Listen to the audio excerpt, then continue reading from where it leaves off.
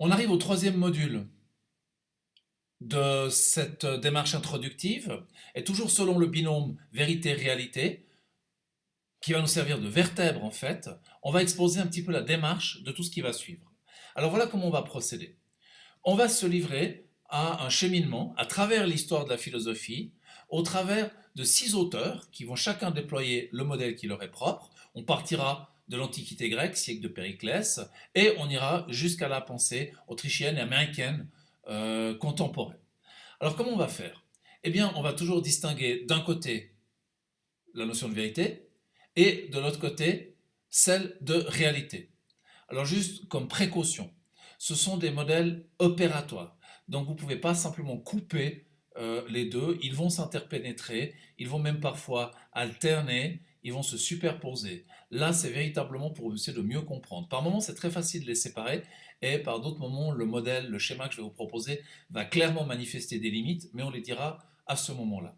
Alors, le premier qui va intervenir, c'est Platon. Donc on est dans l'Antiquité grecque, 5e siècle avant Jésus-Christ, et Platon distingue un monde sensible, c'est-à-dire auquel on accède par les sens, je touche, je vois, je perçois, et un monde idéal qui lui contiendrait la version véritable, métaphysique de l'élément du monde sensible. Alors vous remarquez que la vérité se trouve à n'en pas douter dans le monde des idées. Si je veux connaître quelque chose chez Platon, je dois nécessairement passer par l'idée. Mais vous remarquez que j'ai mis la réalité dans le monde sensible. Ça ne veut pas dire que le monde idéal n'est pas réel. En fait, il est hyper réel chez Platon. Mais je trouve dommage ces déclinaisons de Platon qui font du monde sensible un monde illusoire, qui n'existe presque pas, etc. Le monde sensible, c'est le monde dans lequel on vit, c'est notre réalité. Sauf si vous voulez connaître ce monde-là, c'est-à-dire avoir à son propos un discours de vérité, eh bien, vous passez dans le monde des idées parce que c'est là que les éléments de vérité se trouvent, et seulement là. Alors, Platon, il a un disciple, c'est Aristote. Et Aristote dit simplement, dit, moi, le monde des idées, j'en ai pas d'expérience véritable. Et par conséquent, il va faire un glissement assez étonnant, c'est de ramener en fait l'idée à l'intérieur même de la chose. C'est ce qu'il appelle une substance. Donc, par exemple, une table, le fait qu'une table ait un plateau et des pieds, ça relève de sa substance. Que le cheval ait une forme de cheval, des pattes, une tête, tout ça, et à peu près l'aspect d'un cheval, c'est sa substance.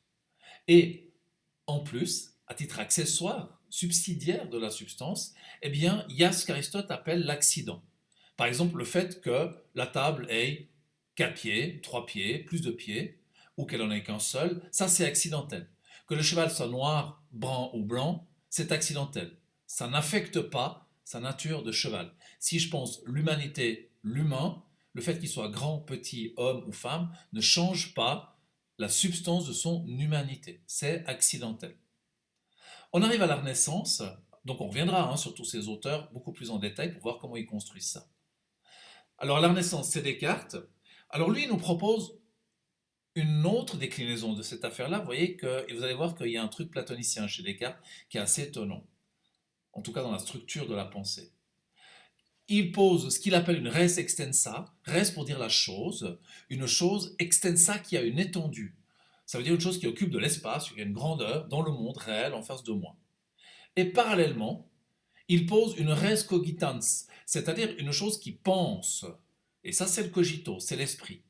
Et ce cogito, il va produire des images mentales de la res extensa. C'est-à-dire que dans ma tête, j'ai un certain nombre de représentations mentales du réel extérieur.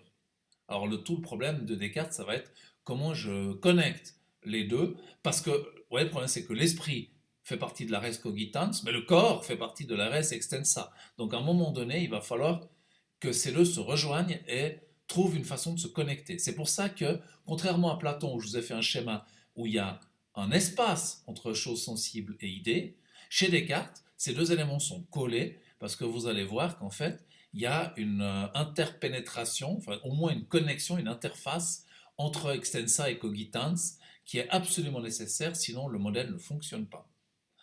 Notre quatrième auteur, c'est un auteur extraordinaire, mais très difficile, donc on n'en touchera que de tout petits aspects, et je demande déjà pardon à Kant des approximations auxquelles on va devoir sacrifier malheureusement, mais sinon on ne pourra rien faire du tout parce que ce sera trop long.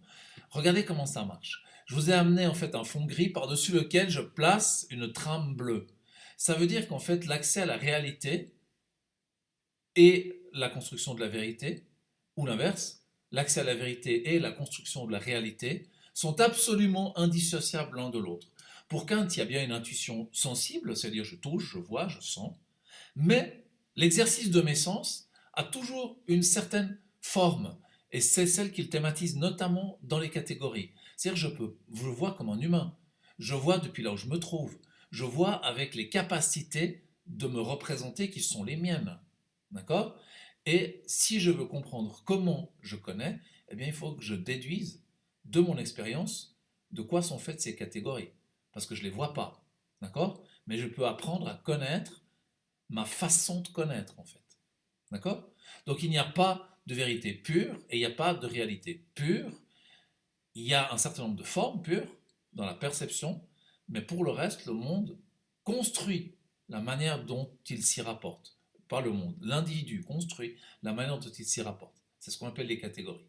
On arrive ensuite chez Freud. Alors vous me direz, mais qu'est-ce qu'il fait dans cette série, Freud? Eh bien, c'est étonnant. Parce que Freud reprend, grand lecteur Freud, hein, il connaît ces auteurs-là, ces éléments, et il fait un petit élément qui est de l'ordre de la vérité, pourrait-on dire, qui est le conscient. Conscient au sens de je suis capable de savoir, de dire des choses, d'avoir une connaissance pertinente sur ce qui m'entoure et ce qui m'anime. Mais, vous avez vu que le carré est tout petit, chez Freud, eh bien, dessous, il y a l'inconscient. Il y a un abîme d'éléments auxquels on n'a pas accès. Et pour Freud, une grande partie de la réalité du psychisme, elle est inconsciente. Ça ne veut pas dire que le petit carré bleu, il est uniquement dans la vérité, hein. Il est également de l'ordre du réel, il n'y a pas de problème avec ça. Mais la plus grande partie de ce qui détermine nos faits et gestes, nos motivations, nos fantasmes, nos élans, c'est de l'ordre de l'inconscient. Et tout le processus psychanalytique visant à ramener en fait certains éléments autant que possible inconscients à la surface du conscient pour pouvoir à peu près en prendre le contrôle et résoudre les problèmes inhérents à tout ce qui a atterri dans l'inconscient par refoulement. On y reviendra. C'est étonnant comme philosophe, Freud, ça vaut vraiment la peine. Cliniquement, je ne sais pas, mais philosophiquement, c'est intéressant. Alors, le dernier auteur, ils sont deux en fait, il y aura Wittgenstein, milieu du XXe siècle, et Stanley Cavell, ultra contemporain, mort il n'y a pas très longtemps. Et là, vous allez observer la chose suivante, c'est que c'est ni gris ni bleu. Je vous ai fait un gris-bleu, parce qu'en fait, la notion de réalité et de vérité, en tant qu'une dichotomie, en tant que deux choses qui se distingueraient absolument, c'est pour ces deux auteurs pas pertinent. C'est-à-dire qu'à un moment donné, peut-être pour le premier Wittgenstein, c'est encore à peu près pertinent, mais guère, ça peut être contesté, pour Cavell, ça n'est plus du tout.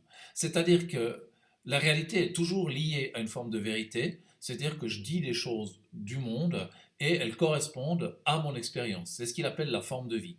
C'est-à-dire que dans cette forme de vie, on dit les choses comme ça, et par conséquent, il y a dans la forme de vie même des éléments qui prétendent que ceci est réel et que ceci est vrai.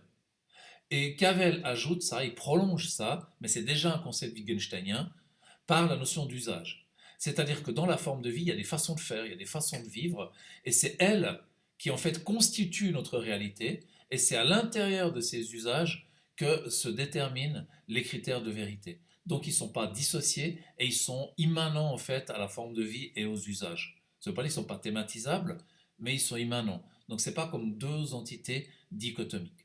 Voilà un petit peu une fresque qui va depuis cette idée du monde des idées chez Platon, qui atterrit en fait dans la chose chez Aristote, qui ensuite passe dans l'esprit du cogito chez Descartes, le même esprit du cogito qui a un fonctionnement et qui donne un certain accès au réel, et c'est les catégories de Kant.